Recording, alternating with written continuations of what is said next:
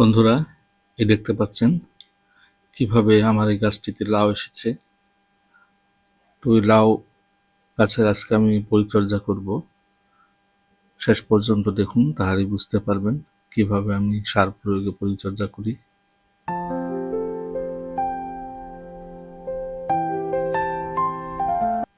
বন্ধুরা, সবাইকে স্বাগতম জানাই মুশফিক অর্গানিক গার্ডেনে।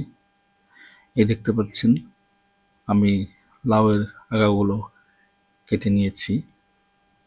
তো এইভাবে আপনাদের লাউ গাছের যে সমস্ত আগাগুলো বেশি বের হয় সেই সমস্ত আগাগুলো কাটবেন, তাহলে আপনাদের লাউ গাছ আরো ছড়িয়ে পড়বে, অনেক ঝোপালো হবে। দেখতে পাচ্ছেন আমি মাঝে মধ্যেই এই লাউয়ের আগাগুলো কেটে নিই। আর লাউয়ের আগা বা ডুগা একটি সুন্দর রেসিপি হয়, সেটিও খুব সুস্বাদু। তো এইভাবে আপনারা লাউয়ের আগাগুলো মাঝে মধ্যে কাটবেন, দেখবেন আপনাদের গাছ থেকে অনেক ডালপালা ছড়িয়ে দিবে। যদি লাউয়ের আগা না কাটেন তাহলে আপনাদের গাছ ঝোপালো হবে না। দেখতে পাচ্ছেন আমার এই গাছটিতে কিভাবে লাউ এসেছে, প্রচুর পরিমাণে লাউ এসেছে। 100-র অধিক বর্তমানে আমার লাউ আছে গাছটিতে, দেখতে পাচ্ছেন বন্ধুরা। আর আরেকটি কথা আমি আপনাদের সাথে শেয়ার করি, যে লাউ গাছের নিচে আমার দেখতে পাচ্ছেন এগুলো ইয়েলো কালারের, সেগুলো হলো ফ্লাই ট্র্যাপ। আপনারা আপনাদের লাউ গাছে লাগাবেন। নিচে দেখতে পাচ্ছেন প্রচুর পরিমাণে পোকামাকড় সে সমস্ত আটকে পড়েছে। এইভাবে আমাদের যে সমস্ত পোকা আমাদের লাউয়ের ক্ষতি করে সেই সমস্ত পোকা আটকে যায় ইয়েলো ফ্লাই ট্র্যাপ দিলে। তা আপনারা বাজারে কিনতে পাওয়া যায় ফ্লাই ট্র্যাপ, নিয়ে এসে লাউ গাছের নিচে ছড়িয়ে রাখবেন, তাহলে আপনাদের লাউগুলো পোকামাকড়ের আক্রমণ থেকে বাঁচবে। আর পোকা যদি আক্রমণ করে তাহলে আমাদের লাউগুলো পচে যাবে। তো সেই জন্য আপনারা অবশ্যই ইয়েলো ট্র্যাপ গাছের নিচে লাগিয়ে রাখবেন, ঝুলিয়ে রাখবেন। দেখতে পাচ্ছেন আমার কত লাউ এসেছে।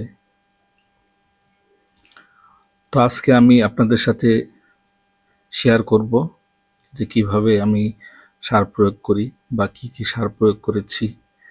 সম্পূর্ণ ভিডিওটি শেষ পর্যন্ত দেখে নিন বন্ধুরা।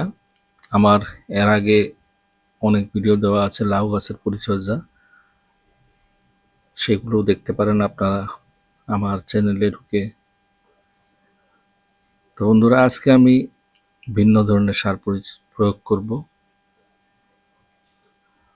দেখতে পাচ্ছেন প্রত্যেকটা গিটে গিটে লাউ এসে গেছে। এই দেখুন কত লাউ এসেছে। তো এভাবে আপনাদেরও গিটে গিটে লাউ আসবে যদি আমার যেভাবে পরিচর্যা করি আমি, আমার পরিচর্যাগুলো দেখে আপনারা আপনাদের গাছে পরিচর্যা করেন, তাহলে আপনাদের গাছেও এই ধরনের বা এইভাবে লাউ আসবে। দেখতে পাচ্ছেন আমি আগাগুলো কেটে নিয়েছিলাম। আপনারা অবশ্যই লাউয়ের আগা কাটবেন।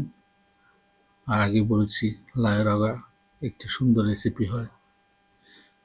তো এইভাবে কাটুন, দেখবেন অনেক ফলন পাবেন। তো আজকে আমি সার প্রয়োগ করব, শেষ পর্যন্ত থেকে দেখে নিন, তাহলে বুঝতে পারবেন। বন্ধুরা, নতুন বন্ধু যারা আছেন আমার চ্যানেলটি এখনো সাবস্ক্রাইব করেননি, আপনারা অবশ্যই সাবস্ক্রাইব করে নেবেন এবং নোটিফিকেশনের জন্য বেল আইকনটি অবশ্যই প্রেস করে নেবেন, যাতে করে আমার নতুন নতুন ভিডিও আপনাদের কাছে পৌঁছে যায়। এবং পুরানা বন্ধু আপনারা অনেক ভালোবাসা আমাকে দেন, আমার ভিডিওগুলো দেখেন এবং সুন্দর সুন্দর কমেন্টস আমাকে দেন। সেই জন্য আপনাদেরকে আমার অন্তরস্থল থেকে সবাইকে ধন্যবাদ জানাই। দেখতে পাচ্ছেন কিভাবে আমার কাছে লাউ এসেছে।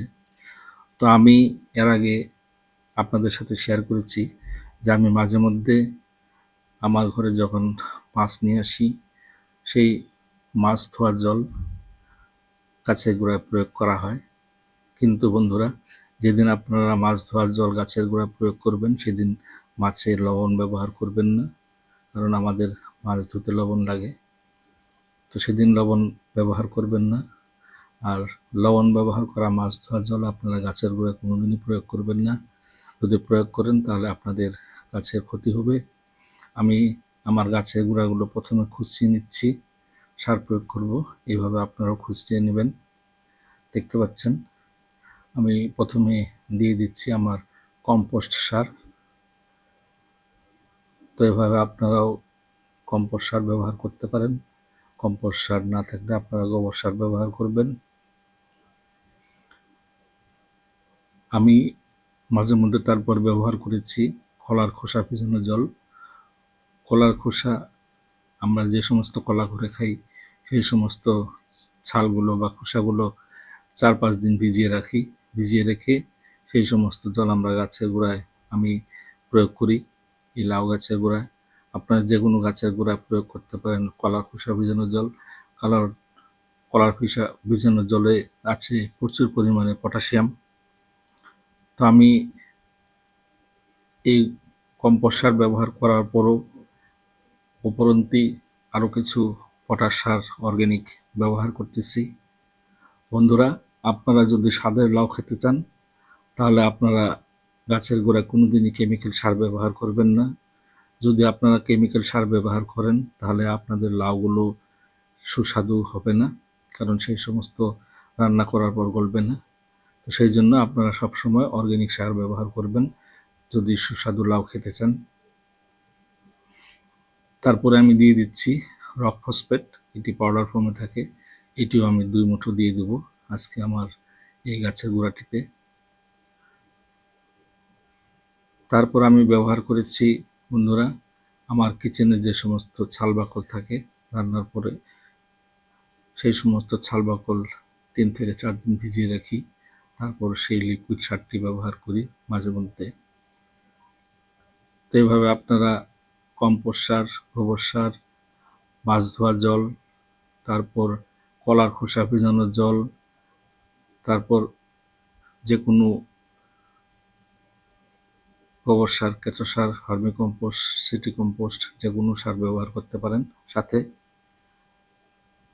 তো এখন যে সমস্ত সার প্রয়োগ করেছি আমি, এই সমস্ত সার এখন আমি মাটির সঙ্গে মিশিয়ে দিচ্ছি ভালো করে, কারণ ভালো করে মিশিয়ে না নিলে আমাদের সারগুলো গলে যাবে না।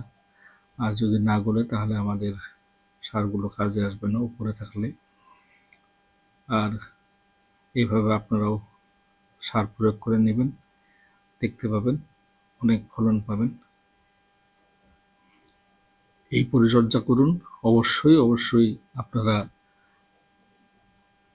খুব অনেক লাভ পাবেন।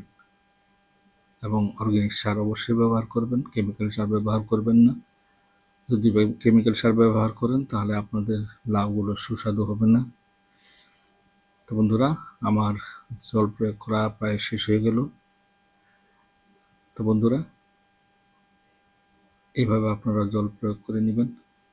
আমার ভিডিওটি কেমন লাগলো কমেন্টসের মাধ্যমে আমাকে জানাবেন। সবাইকে ধন্যবাদ জানিয়ে আজকে আমি ভিডিওটি শেষ করলাম।